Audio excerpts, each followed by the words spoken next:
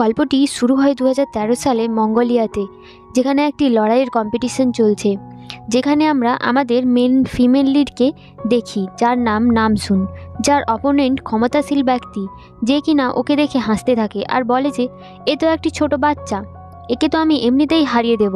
কিন্তু নামসুনের কাছে তো সুপার পাওয়ার রয়েছে, যেটা কিনা ওর বংশগতভাবে ও পেয়েছে। মানে ওদের বংশে আজ পর্যন্ত যত মহিলা রয়েছে সবার কাছেই এই সুপার স্ট্রেংথের পাওয়ারটি রয়েছে। নামসুন নিজের শক্তি দিয়ে লোকটিকে এক হাতে তুলে দূরে ছুঁড়ে ফেলে দেয়। লোকটি নিজের সম্মান বাঁচানোর জন্য আবার উঠে দাঁড়িয়ে নামসুনের দিকে অ্যাটেক করতে আসে, কিন্তু নামসুন ওকে হারিয়ে কম্পিটিশনটি জিতে যায়। আর এখানে যত লোক রয়েছে তারা সবাই নামসুন না বলে বরং স্যাডসাং বলে চেয়ার আপ করতে থাকে, কারণ এখানে কেউ জানতো না যে ওর নাম নামসুন। এরপর সিন শিফট হলে আমরা কোরিয়াতে নামসুনের বাবাকে দেখি, যে কিনা একটি ইনভেস্টিগেটরের সাথে কথা বলছে আর ওকে বলে যে আমার মেয়েকে নিয়ে মঙ্গোলিয়াতে যাওয়াই উচিত হয়নি। যদি আমি ওখানে না যেতাম তাহলে আমার মেয়ে আজ আমার কাছেই থাকতো। ইনভেস্টিগেটর বলে যে নিজের মেয়ের সম্পর্কে এমন কিছু স্পেশাল বলো যেটার দ্বারা আমাদের ওকে খুঁজতে সুবিধে হয়। সিন শিফট হলে আমরা নামসুনের মাকে দেখি, যে কিনা একটি কোম্পানির সিইও। নামসুনকে খোঁজার জন্য ওর মা ওর অ্যাসিস্ট্যান্টের সাথে কথা বলে যে ওয়ার্ল্ডের মধ্যে সবথেকে বেশি পাওয়ারফুল মেয়ে হবে সেই আমার মেয়ে। অ্যাসিস্ট্যান্ট বলে যে ওকে খোঁজার জন্য আমাদের একটি ওয়ার্ল্ড কম্পিটিশন করতে হবে, যেখানে শুধুমাত্র 11 থেকে 15 বছরের মেয়েরাই অংশগ্রহণ করতে পারবে, আর যে জিতবে তাকে অনেক বড় পুরস্কার দেওয়া হবে।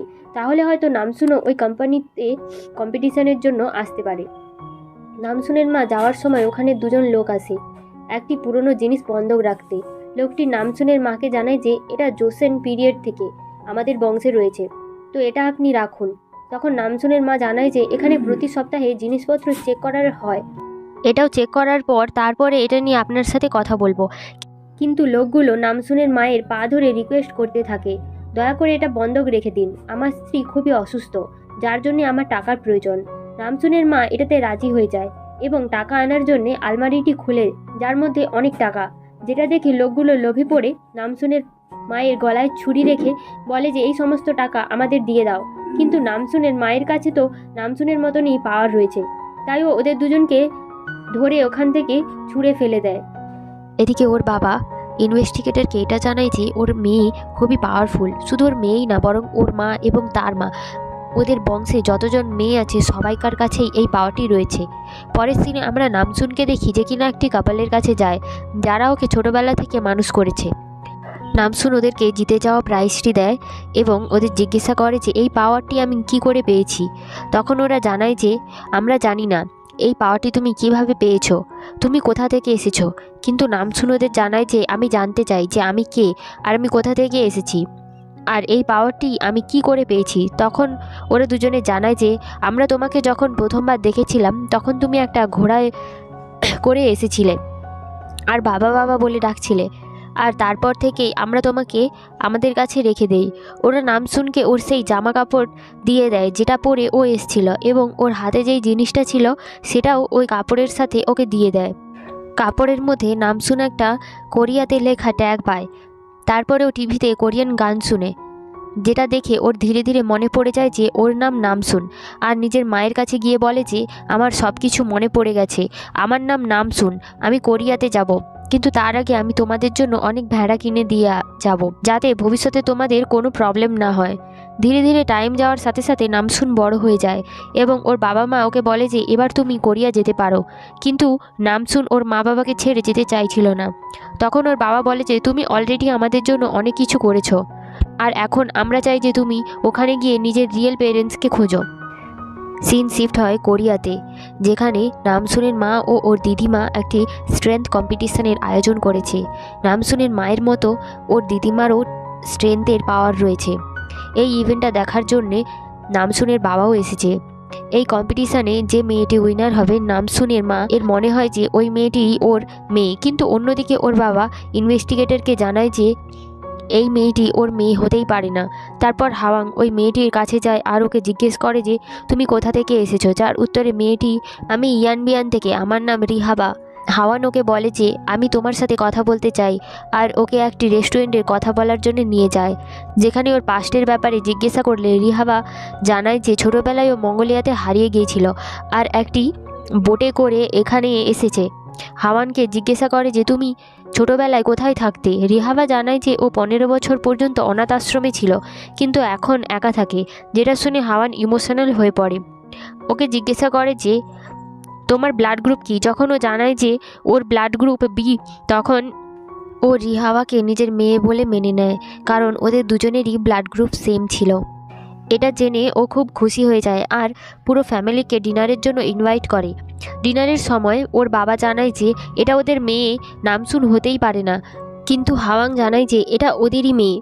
তখন নামসুনের বাবা বলে যে নামসুনের পায়ে একটি দাগ রয়েছে, যেটা কিনা ছোটোবেলায় খেলতে গিয়ে হয়েছিল। যেটা শুনে হাওয়াং খুব রেগে যায় যে এই কথাটা তুমি আমায় আগে জানাওনি কেন, আর তুমি আমার বাচ্চার খেয়াল কিভাবে রাখো। রাতের বেলায় হাওয়াং রিহাওয়ার কাছে যায় এবং ওর পা চেক করে, যেটা দেখে হাওয়াং খুব শক হয়ে যায়, কারণ ওর পায়ের মধ্যেও ঠিক তেমনি দাগ রয়েছে।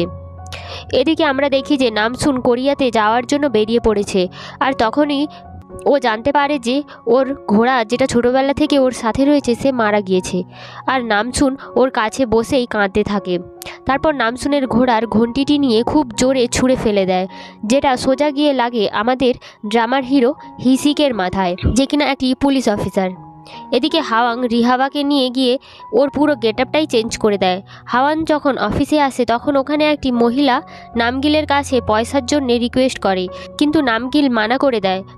হাওয়ানকে জিজ্ঞাসা করে যে তোমার এত টাকা কিসের জন্য প্রয়োজন, কিন্তু মেয়েটি কিছুই জানায় না, বরং ওর কাছে থেকে টাকা নেওয়ার বদলে ওর প্রপার্টিটি বন্ধক রাখতে চায়। আর হাওয়াং টাকা দিয়ে দেয়, কিন্তু হাওয়াং এটা জানছিল যে এর মধ্যে কোনো না কোনো গণ্ডগোল রয়েছে, তাই জন্যে ও একটি বাইক নিয়ে ওর পিছু নিতে থাকে। পরের সিনে আমরা হিসিককে দেখি, যে কিনা ড্রাগসের রিলেটেড একটি নিউজ পেয়ে বেরিয়ে পড়ে। এইদিকে মহিলার সাথে দেখা করার জন্য একটি গাড়িতে কয়েকজন লোক আসে, যারা এই মহিলাটির কাছ থেকে ওই সমস্ত টাকা নিয়ে নেয় আর তার বদলে একটি জিনিস দিয়ে দেয়, যেটা কিনা ড্রাগস হতে পারে, কারণ ওই জিনিসটি নেওয়ার পর মহিলাটি ওর গন্ধ শুকছিল। হিসিক সেই গাড়িটিকে ফলো করে, কিন্তু গাড়িটি ওখান থেকে চলে যায়। তাই জন্য হিসিক আবার ফেরত এসে ওই মহিলাটির কাছে যায় জিজ্ঞাসাবাদের জন্য, কিন্তু তখনই ও দেখে যে কেউ একজন বাইক নিয়ে ওখানে আসে আর সোজা ওই লোকগুলোর পেছনে চলে যায়। হাওয়াং টানেলের ভেতরে প্রবেশ করার সাথে সাথে লোকগুলোকে ঘিরে নেয় আর ওদের বাইরে বেরিয়ে আসতে বলে, কিন্তু ওরা যখন বাইরে আসে না তখন হাওয়াং গাড়িটিকে হাওয়ার মধ্যে নাড়াতে থাকে, যেগুলো হিসিক দেখে নেয় আর অবাক হয়ে যায়। আমরা দেখি যে পুরো পুলিশ স্টেশনে সবাই হিসিককে শাবাশি দিচ্ছে, কিন্তু হিসিক জানায় যে আমি তো এই লোকগুলোকে গ্রেপ্তারই করিনি, ওদের তো অন্য কেউ ধরেছে। তখন ওদের কাছে একটা নিউজ আছে যে মঙ্গোলিয়া থেকে যেই ফ্লাইটটি আসার কথা ছিল সেই ফ্লাইটে ড্রাগস থাকার সম্ভাবনা রয়েছে। তখনই আমরা দেখি যে নামসুনও কোরিয়াতে আসার জন্য ওই ফ্লাইটেই বসে পড়েছে। আমরা পাইলটকে দেখি, যে কিনা ওদের প্লেনটিতে কিছু গড়বড় থাকার কারণে প্লেনটিকে আউট অফ কন্ট্রোল হয়ে যায়।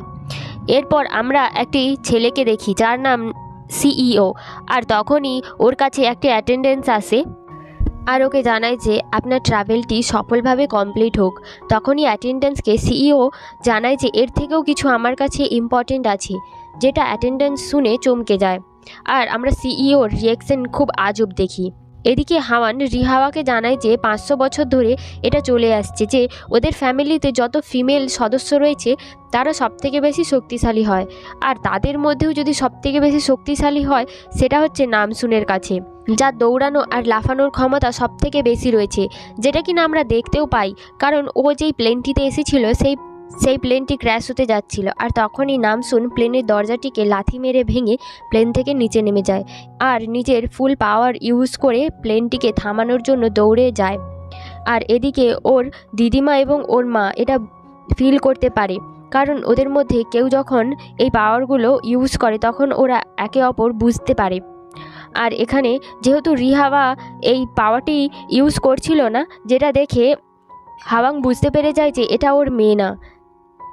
আর এদিকে যখন প্লেন থামাতে থাকে ধীরে ধীরে প্লেনটি থেমে যায় এবং এই সমস্ত কিছু ওখানে থাকা সিইও দেখে ফেলে, আর এই প্লেনটি থামিয়ে নামসুনও খুব খুশি হয়ে ওখান থেকে যেতে থাকে। নামসুনের মা এবং ওর দিদিমা নামসুনের শক্তিটি অনুভব করতে পারে।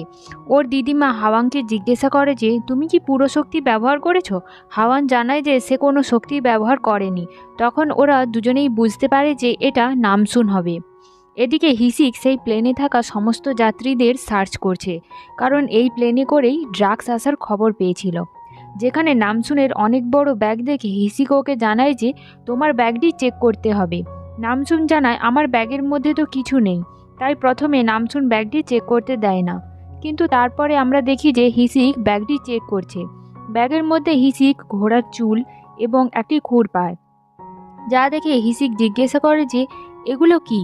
নামসুন জানায় যে এগুলো আমার ঘোড়ার জিনিস, আমার ঘোড়াটি মারা গিয়েছে, কিন্তু তার স্মৃতির জন্যে এগুলো আমি আমার সাথে রেখেছি। এরপর আমরা দেখি হিসিক একটি সোনার লাঠি বের করে, যেটা দেখিয়ে ওকে জিজ্ঞেস করে যে এটা কি। নামসুন জানায় আমি ছোটবেলায় হারিয়ে গিয়েছিলাম আর এটা আমার সাথে ছিল, এই জন্যই আমি এখানে এসেছি, আর এটা দিয়ে আমি আমার মাকে খুঁজে বের করব। তখন হিসিক জানায় এটা আমাদের কাছে রেখে যেতে হবে, তোমার এই জিনিসগুলো আমরা ফরেন্সিকে পাঠাবো, এরপরেই তুমি এগুলো নিয়ে যেতে পারবে। তখন নামসুন হিসিকের কাছে প্রমিস নিয়ে নেয়। আমরা নামসুনকে দেখি যে কিনা ওর সমস্ত টাকা দিয়ে 3 মাসের জন্য একটি ফ্ল্যাট ভাড়া করেছে। এইদিকে আমরা নামসুনের মা যেই জামাটি পরেছিল সেটা একটি মহিলা একটা কাঁচের বক্সের মধ্যে রেখে দেয়।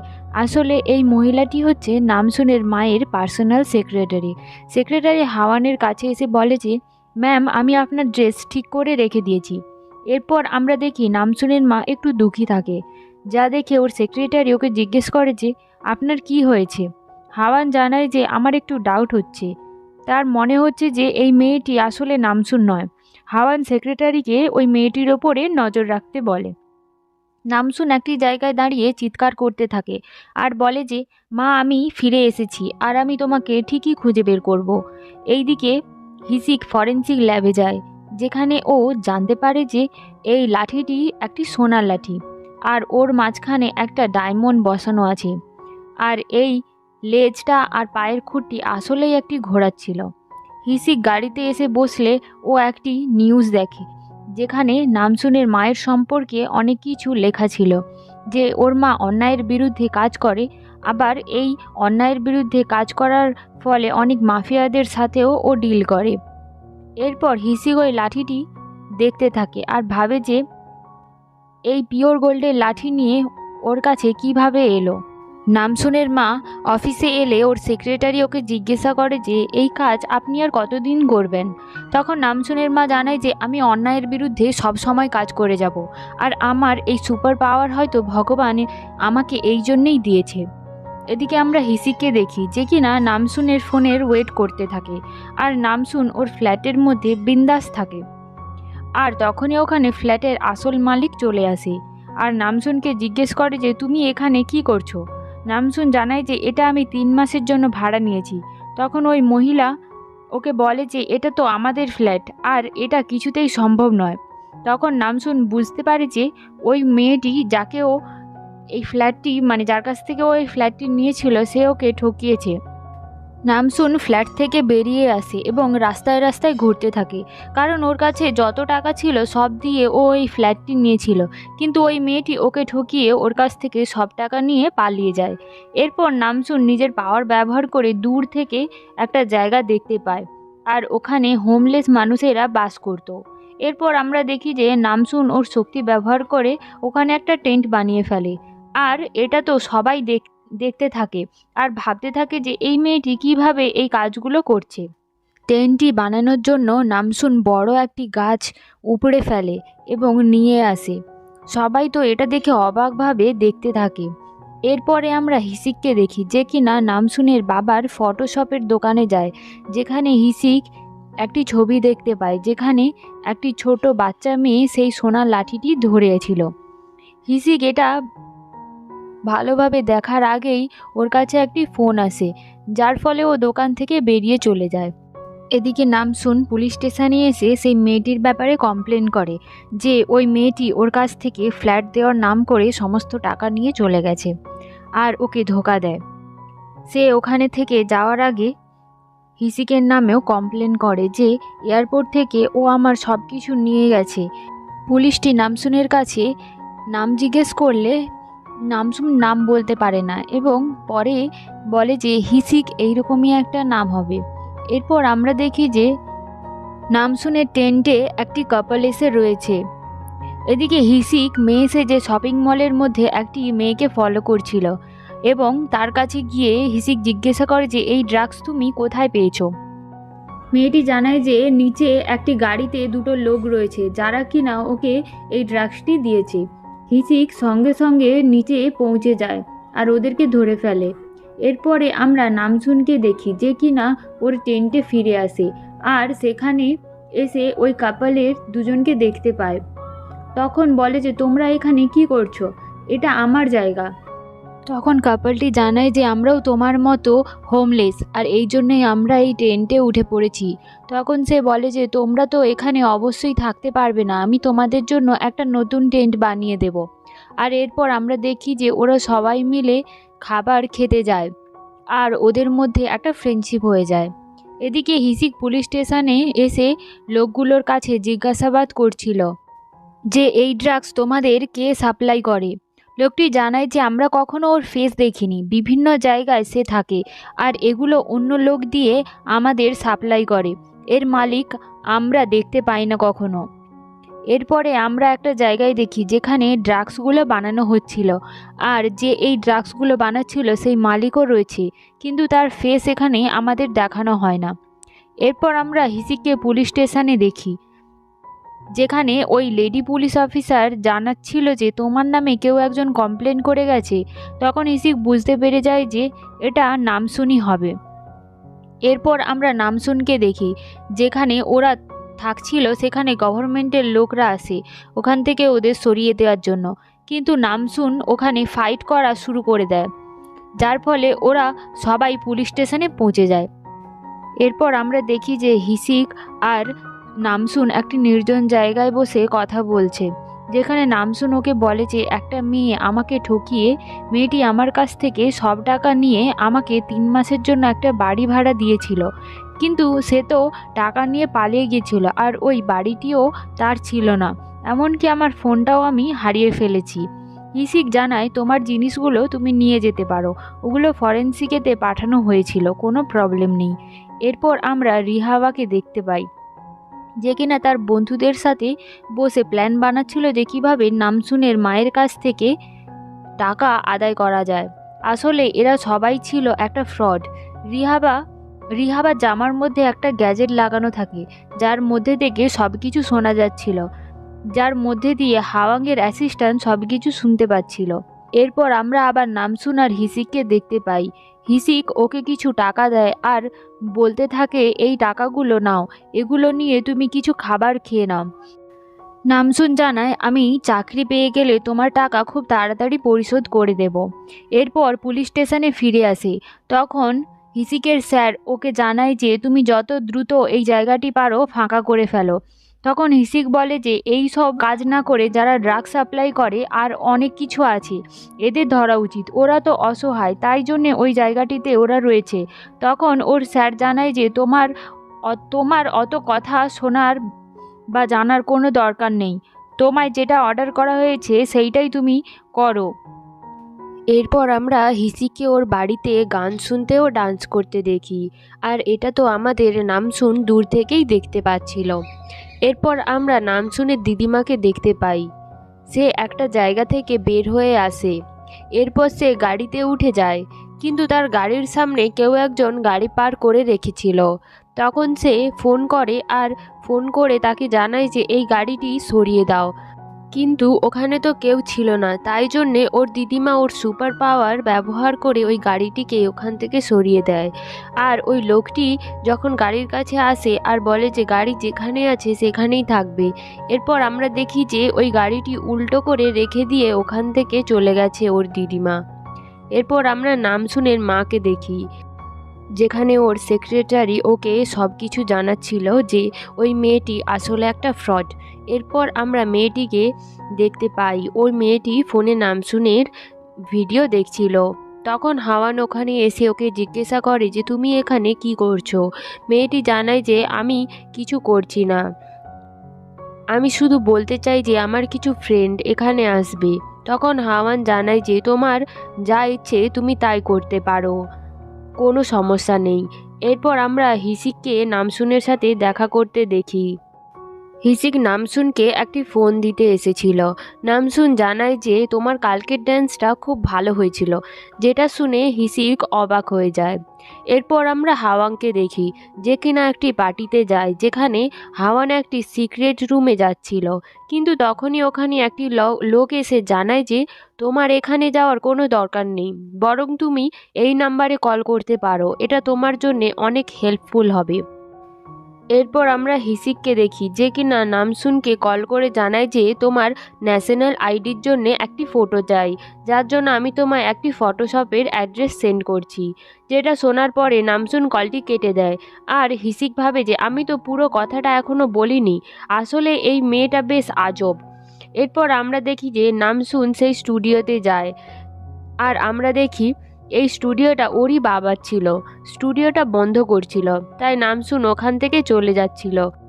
এরপর আমরা সেই জায়গাটি দেখি যেখানে ড্রাগস বানানো হচ্ছিল, আর আমরা প্রথমবারের মতো এই জায়গাটির মালিকের ফেস দেখানো হয়। এপিসোডের স্টার্টিংয়ে আমরা নামসুন আর ওর বাবাকে একে অপরের দিকে তাকাতে দেখতে পাই।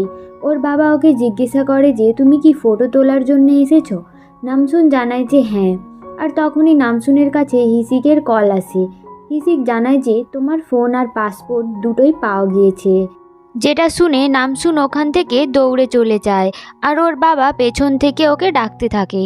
নামসুন পুলিশ স্টেশনে পৌঁছে যায়, যেখানে ওর নিজের ফোন তো পেয়ে যায়, কিন্তু ওর মানিব্যাগের মধ্যে থাকা সমস্ত টাকা চোর খরচ করে ফেলেছে, যার ফলে নামসুন ওই চোরটির বিরুদ্ধে কমপ্লেন করতে যাচ্ছিল। আর তখনই ওখানে একটি মহিলা এসে জানায় যে ও নিজেই নামসুনের বিরুদ্ধে কমপ্লেন করতে এসেছে।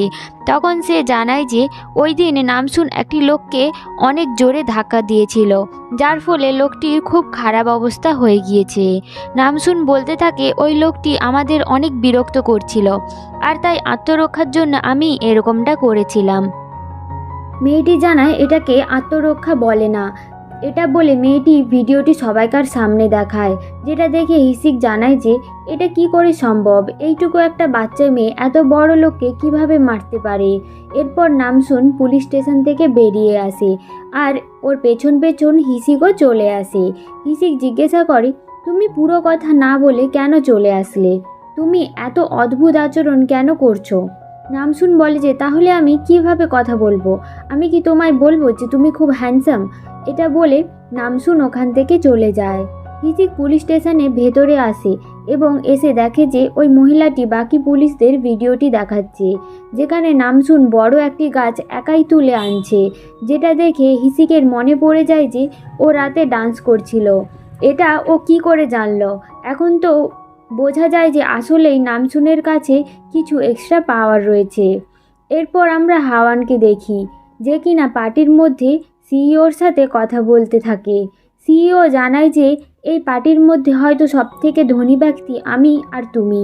নামসুনের মা জানায় যে এখানে কিছু লোক আছে যারা জন্মগতভাবেই ধনী, আর কিছু লোক আছে যারা অনেক কষ্ট করে বড়লোক হয়েছে, আর আমি তাদের মধ্যে একজন। আমি সবসময় সবার উপকার করতে চাই।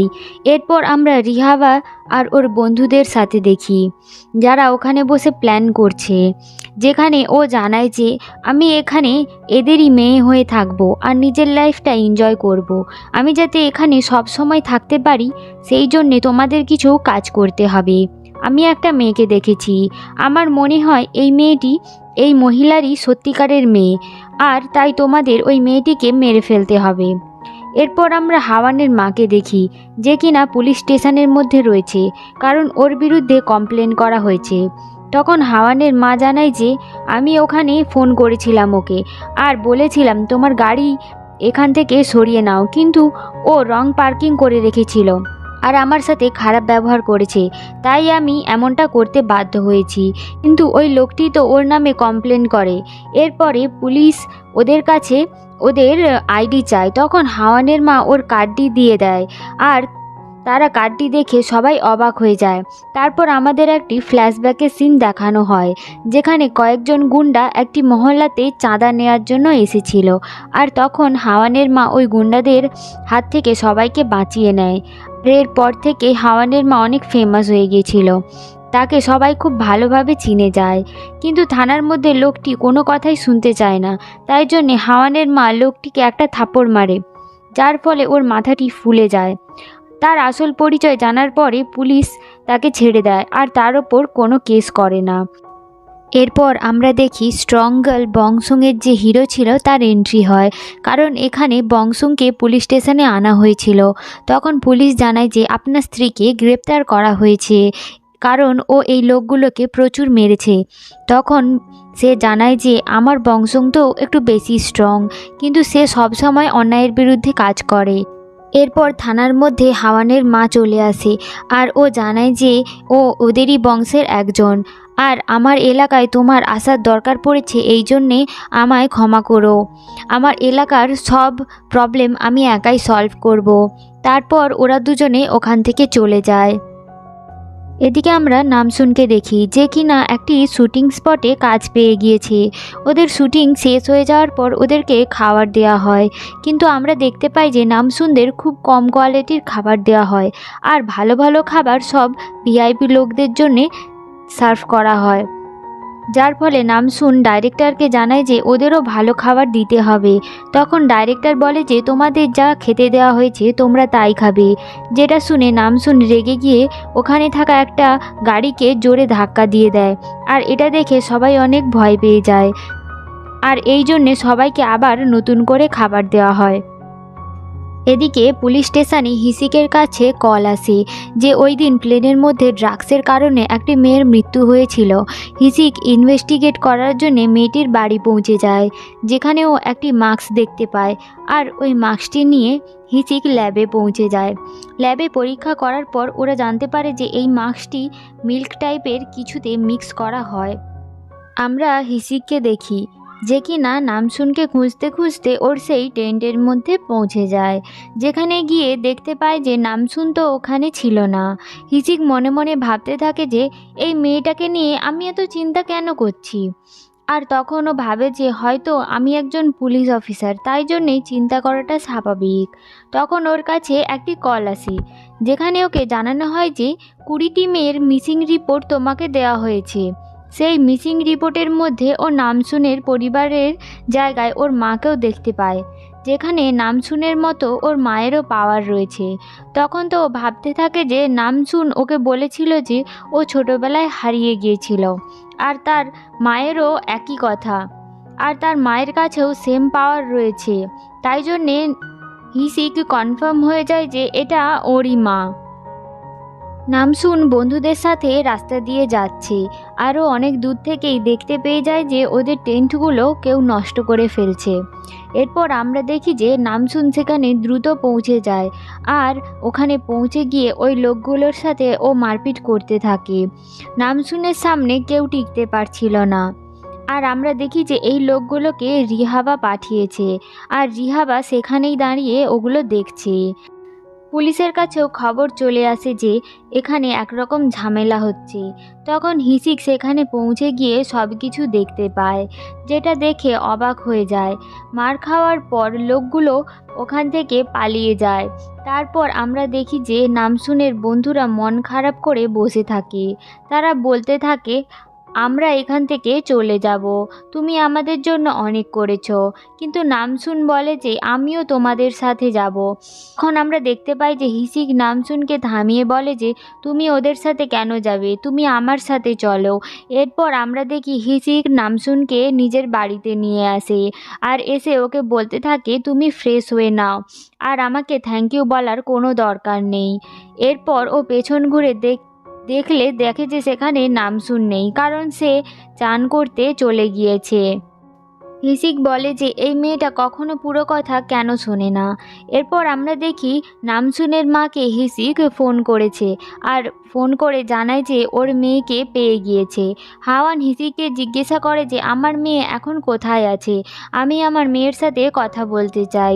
যেটাতে হিসিক জানায় যে ও এখন বাথরুমে গিয়েছে, আর সে অনেক ক্লান্ত, আমি আপনার সাথে কাল ওর দেখা করিয়ে দেব। পরের দিন নামসুন রেডি হয়ে যায় ওর মায়ের সাথে দেখা করার জন্যে, আর তারপরেই ও মায়ের সাথে দেখা করার জন্য বেরিয়ে পড়ে। হিসিক বাথরুমে মুখ ধুচ্ছিল, আর তখনই ওর কাছে ওর স্যারের কল আসে, যার সাথে কথা বলতে বলতে হিসিক সেই মাস্কের মধ্যে ওর জলহাতড়ি দেয় এবং ও দেখতে পায় যে এই মাস্কের মধ্যে কোনো গণ্ডগোল রয়েছে। এদিকে নামসুনের মা গাড়িতে করে নামসুনের সাথে দেখা করতে যাচ্ছিল, আর তখনই রাস্তার মধ্যে থাকা একটি বড় বিল্ডিংয়ে আগুন লেগে যায়, আর সেখানে হইচই পড়ে যায়। সেখানে দুটো বাচ্চা আটকে রয়ে যায়, যেটা নামসুন দেখতে পায়। আর নামসুন গিয়ে নিজের পাওয়ার ব্যবহার করে সেই বিল্ডিংয়ের ওপরে উঠে সেই বাচ্চাগুলোকে বাঁচিয়ে নেয়। আর এদিকে তো ওর মা রোডের মধ্যে থাকা সমস্ত গাড়িগুলিকে সরাচ্ছিল, কারণ অ্যাম্বুলেন্স আর ফায়ার ব্রিগেড যাওয়ার জন্যে। তারপরেই নামসুন যখন আবার ওপরে উঠে যায় বাকিদের বাঁচানোর জন্য, তখন হাওয়ানও ওখানে পৌঁছে যায় এবং ওখানে ওরা একে অপরকে দেখতে পায়। তখন নামসুনের মা নামসুনকে নামসুন বলে ডাকে, যেটা দেখে ও বুঝতে পেরে যায় যে এটাই ওর মা। আর তারপরেই হাওয়ান ওকে হাত দিয়ে ডাকতে থাকে, আর তখনই একটা ব্লাস্টের ফলে নামসুন ছিটকে পড়ে যায়, আর হাওয়ানোকে লাফ দিয়ে জড়িয়ে ধরে ফেলে। ব্লাস্টের পর হাওয়ান নামসুনকে বাঁচিয়ে নেয়। তারপর দুজনে একে অপরকে জড়িয়ে ধরে। হাওয়ান নামসুনকে গাড়ির মধ্যে নিয়ে যায় আর ওকে জানায় যে আমি তোমার মা। এটা বলে নামসুনের চেহারা পরিষ্কার করতে থাকে। তখন নামসুন বলে যে আমি বড় হয়ে গিয়েছি, আমায় এটা দাও, আমি নিজে পরিষ্কার করে নেব। হাওয়ান জানে যে তুমি এখনও আমার জন্যে সেই 5 বছরের নামসুনই রয়েছো। হাওয়ান নামসুনকে বলে যে তুমি আজকে অনেক ভালো কাজ করেছো, তোমার পালন পোষণ কে করেছে? তখন নামসুন জানায় যে আমার মঙ্গলিয়ার পরিবার আমাকে ছোটবেলা থেকে মানুষ করেছে। তখন হাওয়ান জানায় যে আমি ওদের ধন্যবাদ জানাতে চাই, আমি ওদের এখানে নিয়ে আসব। তখন নামসুন জানায় যে ওরা এখানে আসতে পারবে না, কারণ ওরা যদি এখানে চলে আসে তাহলে ওখানে পালিত পশুদের খেয়াল কে রাখবে। যদি তুমি ওদের সাহায্য করতেই চাও তাহলে ওদের জন্য একটা ঘর বানিয়ে দাও। তখন হাওয়ান জানায় যে আমি ওদের জন্য একটা বড় বিল্ডিং বানিয়ে দেব, আর তোমার কে কে হেল্প করেছে। যেটা শুনে নামসুন এক এক করে সবাইকার নাম বলতে থাকে।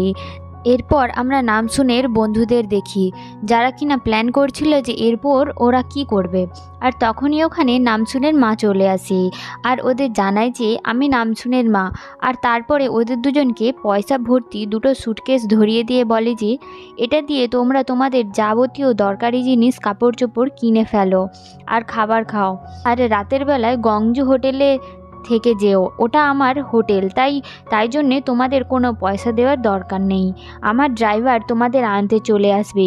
প্রথমে এই টাকাগুলো দিয়ে নিজেদের জন্য একটা ঘর বানিয়ে নিও, বেকার খরচা করো না, কোনো রকম অসুবিধা হলে আমাকে কল করো।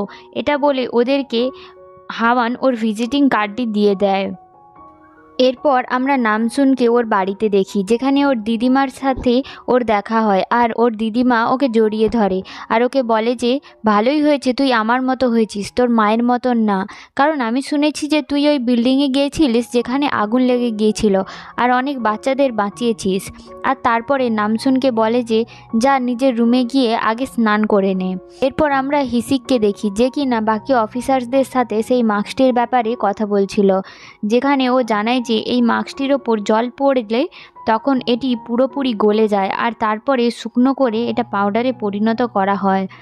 আর তখনই ওর কাছে হাওয়ানের ফোন আসে। হাওয়ান জানায় যে তুমি আমার মেয়ের অনেক সাহায্য করেছো, তার জন্য অনেক ধন্যবাদ।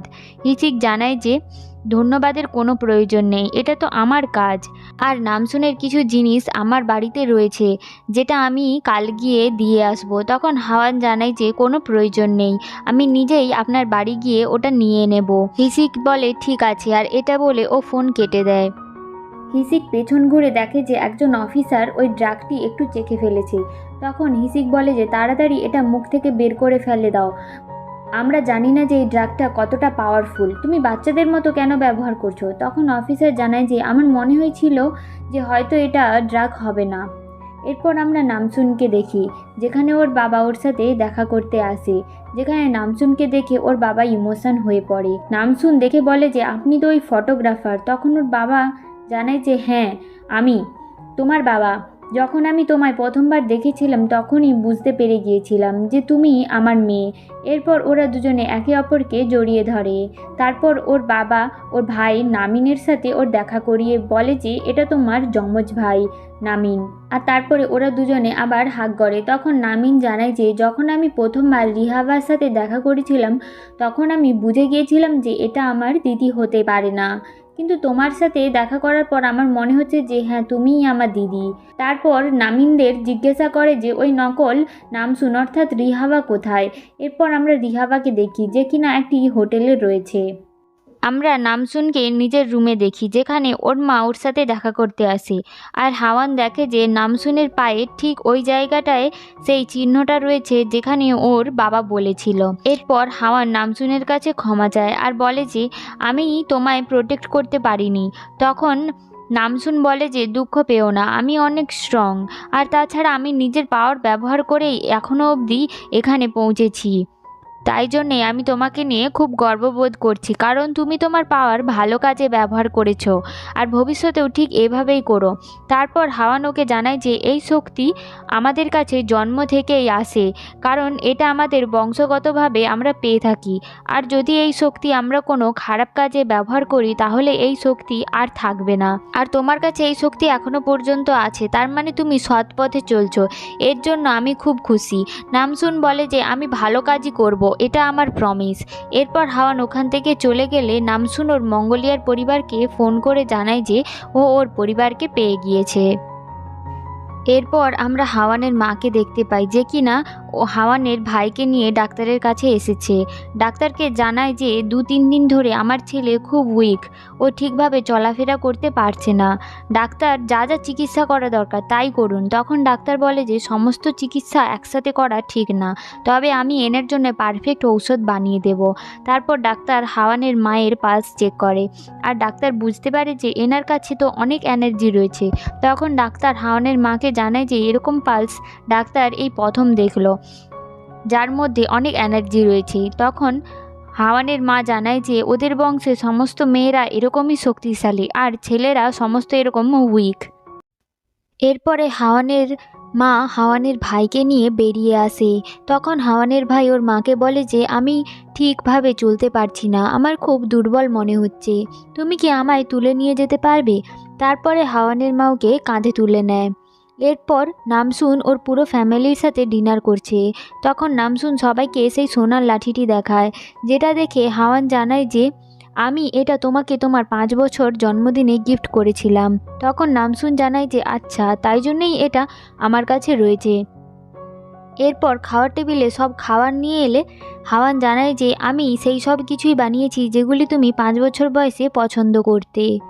এরপর ওরা সবাই মিলে ডিনার করে আর পুরনো দিনের কথা মনে করতে থাকে।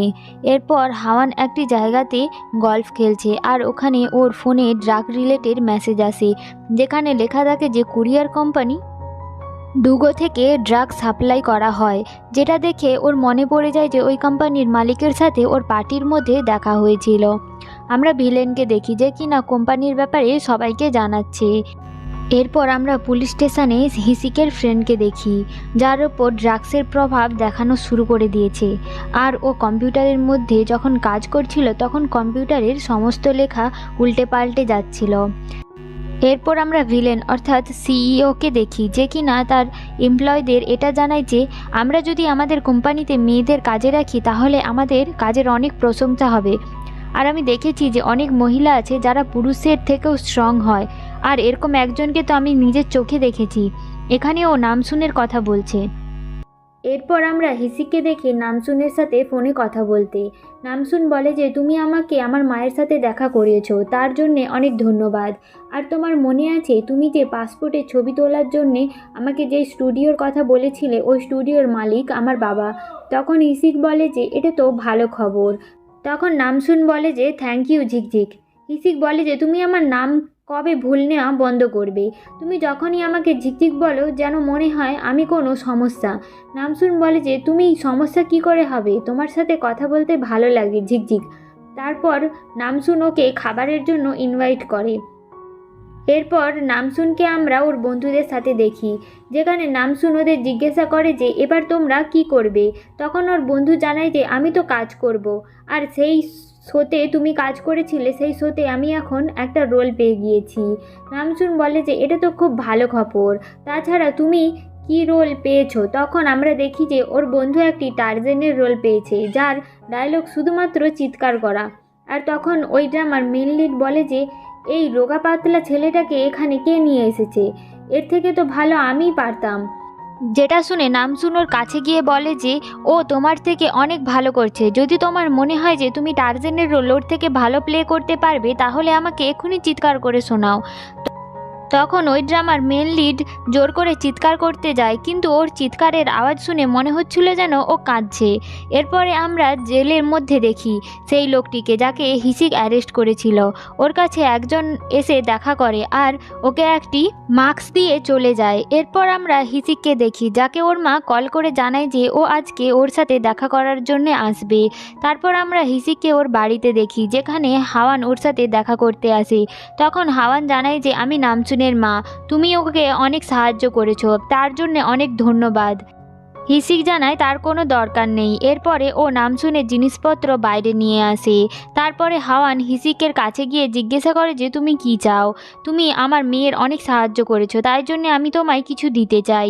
যেটাতে হিসিক বলে যে আমার কিছু চাই না। নামসুনের মা জানায় যে তুমি কিছু তো চাইবে। তখন হিসিক জানায় যে গত 2 দিন ধরে আমি একটি গোপন ড্রাগস রিলেটেড কেসের ওপর কাজ করছি, কিন্তু এখনও জানতে পারছি না যে এটা কার কাজ। যেটা শুনে হাওয়ান জানায় যে আমি আশা করি তুমি ওই কেসটি তাড়াতাড়ি সলভ করতে পারবে।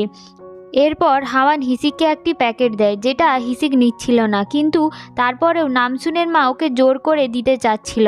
আর তখনই ওখানে হিসিকের মা চলে আসে, আর ও হিসিককে নামসুনের মায়ের সাথে দেখে ভাবে যে ওদের দুজনের মধ্যে চক্কর চলছে।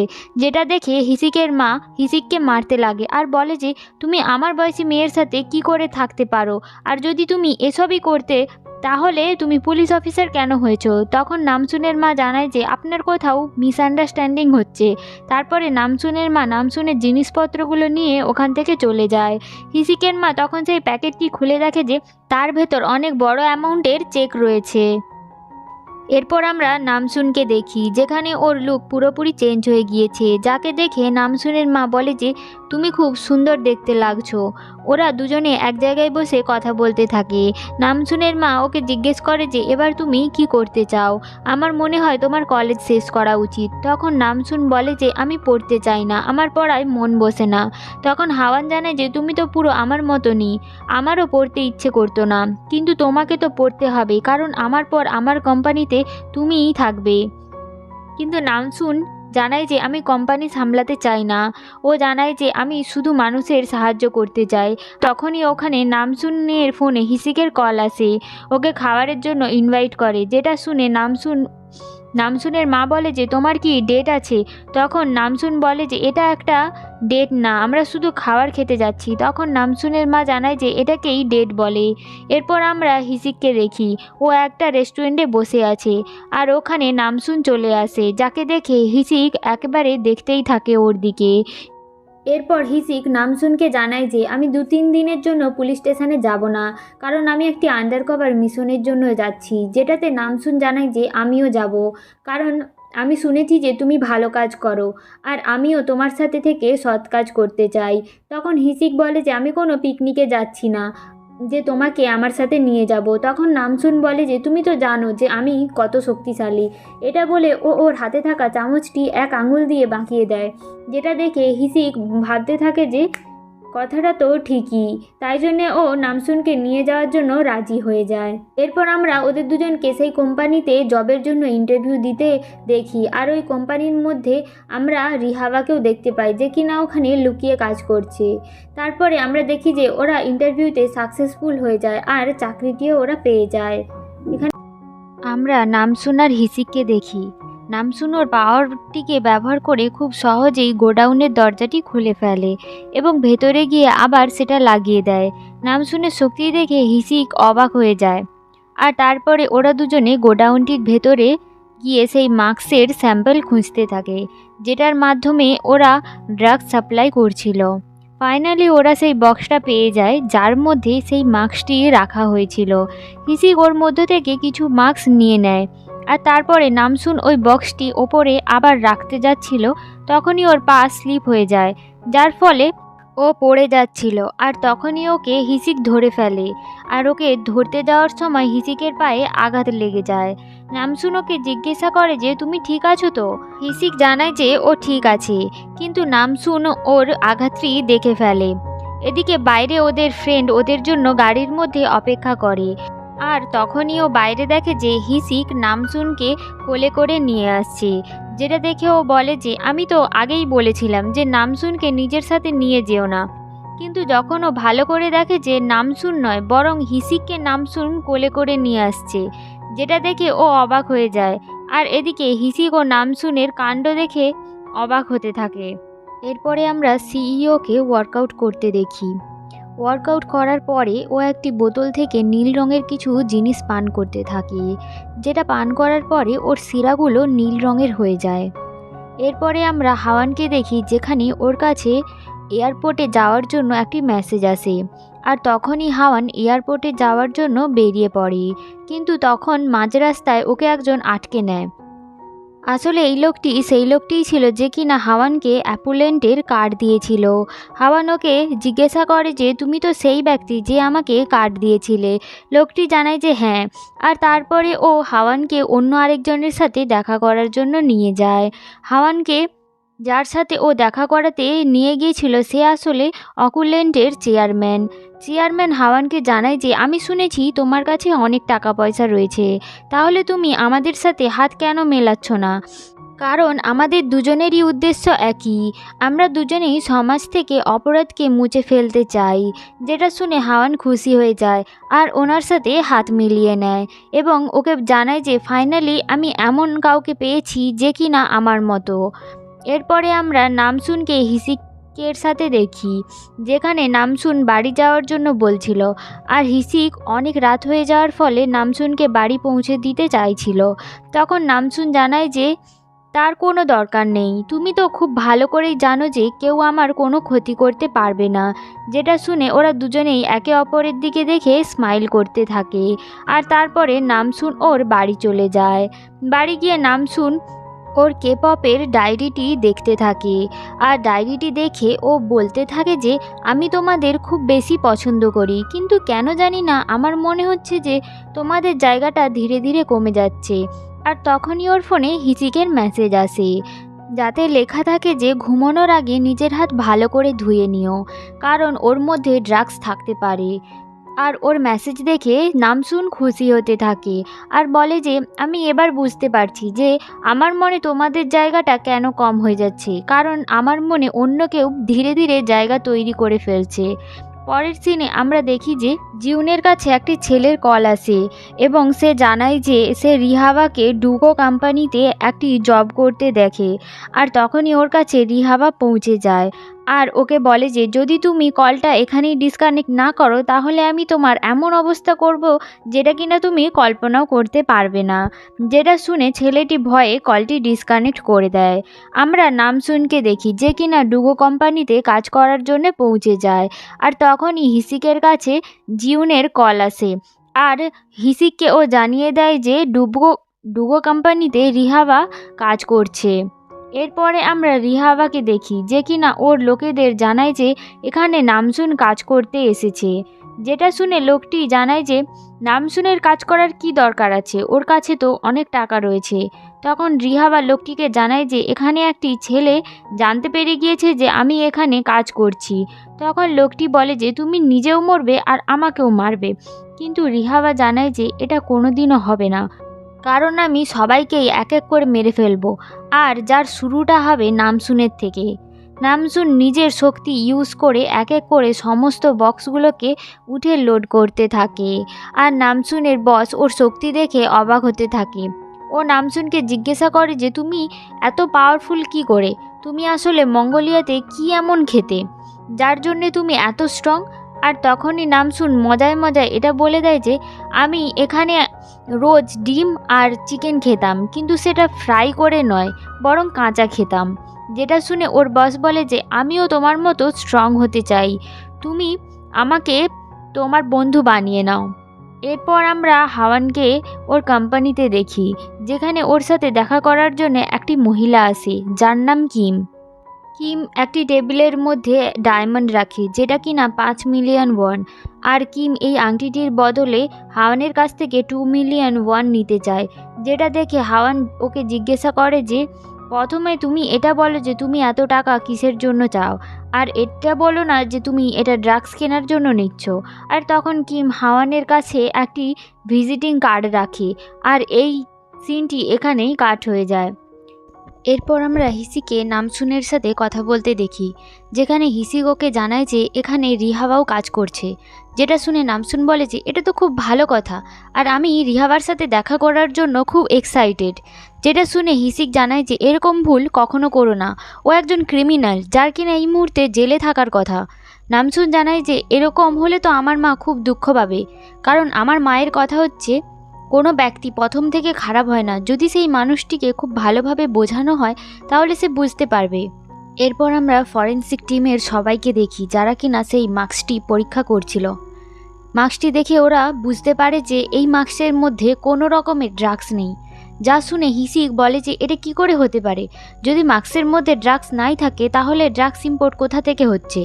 তখন হিসিক ওদের সিইওর ইনফরমেশন বের করার জন্য জানায়। সিইও আগে এত বড় লোক ছিল না, তাহলে এত টাকা ওর কাছে কোথা থেকে আসছে। হিসিক ও নামসুন একটি রেস্টুরেন্টে ডেলিভার করার জন্য যায়। পলিসির অ্যাকর্ডিং সমস্ত জিনিসপত্র রেস্টুরেন্টের বাইরেই রাখার কথা, কিন্তু রেস্টুরেন্টের মালিক ওদের জানায় যে তুমি এই সমস্ত জিনিসপত্র বাইরে রেখে যাচ্ছ কেন, এগুলো তোমাদের ভেতরে রাখা দরকার। তখন নামসুন জিনিসপত্র ওখান থেকে উঠিয়ে নিয়ে যাচ্ছিল। তখন সেটা দেখে রেস্টুরেন্টের মালিক হাসতে থাকে, আর ওকে বলে যে একটা মেয়ে কিভাবে এত ভারী জিনিস ক্যারি করতে পারবে। তখন নামসুন এমনভাবে অ্যাক্টিং করে যেন ও এই জিনিসগুলো উঠাতেই পারছিল না, এবং রেস্টুরেন্টের মালিককে বলে যে তাহলে তুমি আমার একটু হেল্প করে দাও।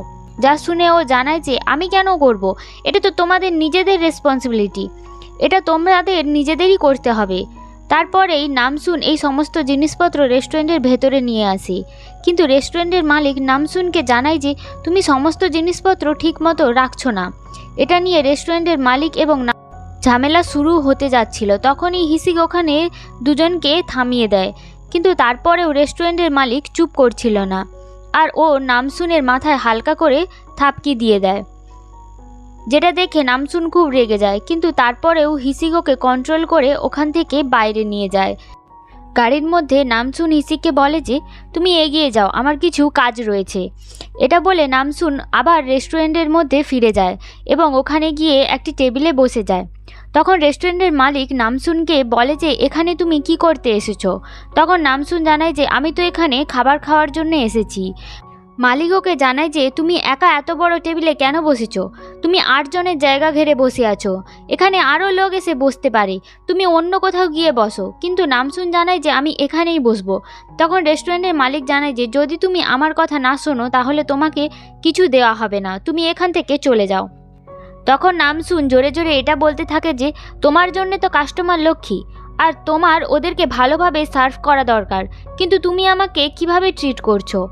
তখন ওনার বুঝতে পেরে যায় যে নামসুন এখানে আসলে ওর কাছে রিভেঞ্জ নেওয়ার জন্য এসেছে। তাই ও নামসুনকে বলে যে ঠিক আছে, আমি তোমার জন্য কিছু নিয়ে আসছি, কিন্তু তুমি অন্য কোথাও বসে যাও। কিন্তু নামসুন ওর কোনো কথাই শুনছিল না, এবং ও যে টেবিলটিতে বসেছিল সেই টেবিলটিকে নিজের হাত দিয়ে 2 টুকরো করে দেয়, এবং ওকে জিজ্ঞেস করে যে এবার তুমি খুশি তো, কারণ এবার এই টেবিলটি শুধুমাত্র একটি মানুষের বসার জন্যই হয়ে গিয়েছে। নামসুনের পাওয়ার দেখে ওখানে থাকা সমস্ত লোক এবং মালিক খুব ভয় পেয়ে যায়।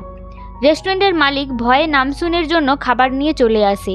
তারপরেই নামসুন রেস্টুরেন্টের মালিককে কিছু টাকা দিয়ে দেয়, এবং টাকা দিয়ে এটা জানায় যে এই খাবারের টাকা এবং বাকি টাকা দিয়ে তুমি এই টেবিলটি ঠিক করে নাও।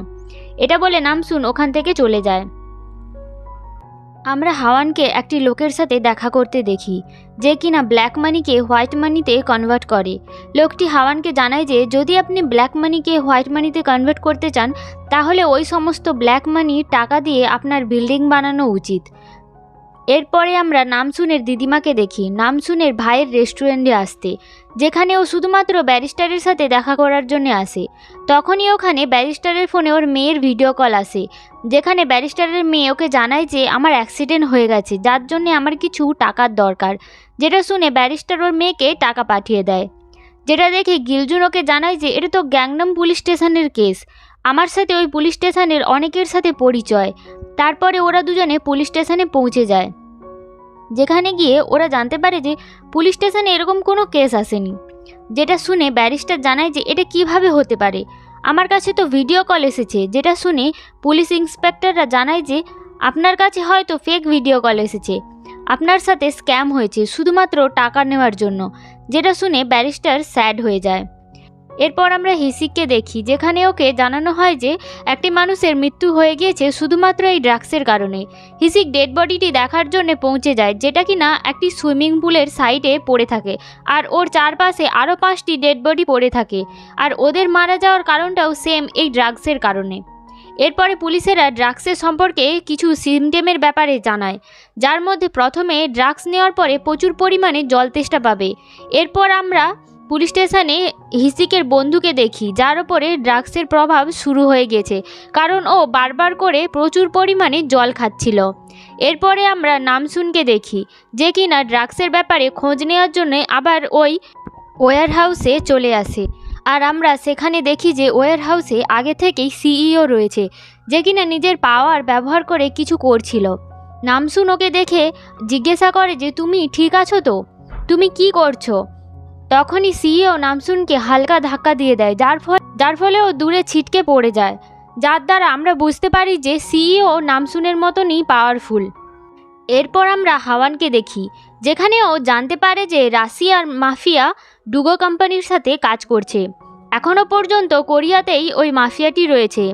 তখন ওখানে নামসুন চলে আসে, আর তারপরে মা মেয়ে মিলে কথা বলতে থাকে, যেখানে হাওয়ান জানায় যে আজকাল তো তুমি আমার সাথে দেখাই করো না। তখন নামসুন ওকে সব কিছু জানিয়ে দেয় যে ও হিসিকের সাথে একটি সিক্রেট মিশনে রয়েছে, আর ও ড্রাগসের ব্যাপারে খোঁজ খবর নিচ্ছে। আর স্যাম্পেলের জন্য ওরা কিছু মাস্ক নিয়েছিল, কিন্তু ওই মাস্কের মধ্যে কোনো কিছুই ছিল না। তাই হিসিকের অফিসার ওকে বলে যে ওদের এই কেসটি বন্ধ করে দেওয়া উচিত, কিন্তু আমার মনে হচ্ছে ওখানে কিছু না কিছু নিশ্চয়ই আছে, আর আজ আমি ওখানে কিছু আজব দেখেছি। আর তখনই ও হাওয়ানের কম্পিউটারের মধ্যে সিইওর ছবি দেখে ফেলে, আর ওইদিকে পয়েন্ট করে হাওয়ানকে জানায় যে আজকে আমি ওখানে ওকে দেখেছি। তখন হাওয়ান নামসুনকে জানায় যে এই ছেলেটা খুবই ডেঞ্জারাস হতে পারে, তাই জন্য তুমি সাবধান থেকো। এরপর আমরা হিসিককে দেখি, যেখানে ওরা জানতে পারে যে ড্রাগস নেওয়ার পরে খুব বেশি জল তেষ্টা পায়, এবং ওই জল খাওয়ার ফলে ড্রাগসের পাওয়ার আরও বেড়ে যায়। তখন ও দেখে যে ওর সিনিয়র ওখানে অনেক পরিমাণে জল খাচ্ছে, যেটা দেখে হিসিক ওকে জানায় যে আপনার ওপরে ড্রাগসের প্রভাব শুরু হয়ে গিয়েছে।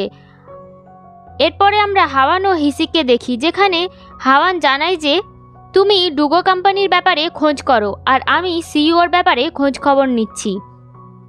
পর আমরা সিইওকে দেখি, যে কিনা নামসুনের ভাইরাল ভিডিওটি দেখছে। নামসুনকে দেখে সিইও ওকে চিনতে পেরে যায় যে এই মেয়েটি সেই মেয়ে যে কিনা নিজের পাওয়ার ব্যবহার করে এরোপ্লেনকে থামিয়েছিল, আর ওকে দেখে একটা স্মাইল করে দেয়।